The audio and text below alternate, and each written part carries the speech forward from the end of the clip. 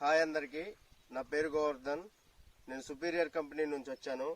మనం ఇప్పుడు భద్రాద్రి కొత్తగూడెం జిల్లా చంద్రకొండ మండలం మంగయ్య బంజర్ గ్రామంలో సామ్లు గారి చేనులో ఉన్నాం. మన సామ్లు గారు తన 2 ఎకరాల మిరప పంటకి మన సుపీరియర్ వారి యాక్షన్ 300 స్ప్రే చేయడం జరిగింది. స్ప్రే చేయకముందు ఈ మిరప పంట ఎలా ఉంది, స్ప్రే చేసిన తర్వాత ఎలా ఉందో రైతు మాటల్లోనే తెలుసుకుందాం. నమస్తే అన్న. మీ పేరు? బుక్కే సామ్లు. మీరు 2 ఎకరాల మిరప పంటకి మన యాక్షన్ 300 కొట్టారు. ఈ మందు కొట్టక ముందు మిరప పంట అనేది ఎలా ఉంది? అప్పుడు ముందు బెరుసుగా ఉంది. ఇది కొట్టాక మంచి ఎగురు టాటగా వచ్చింది, మంచి ఎగురు ఇచ్చింది.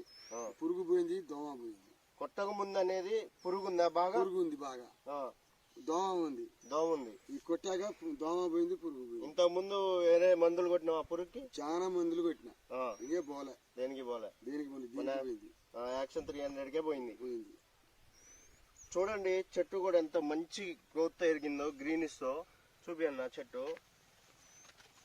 మన యాక్షన్ 300 కొట్టడం వల్ల పురుగు మొత్తం కంట్రోల్ అయ్యి దోమ నల్లి ముడత లేకుండా మంచి గ్రీనిష్ తో మంచి గ్రోత్ తో ఎదిగింది. ఇంత గ్రోత్ లేదు, బరుసగుందని చెప్తున్నారు రైతు.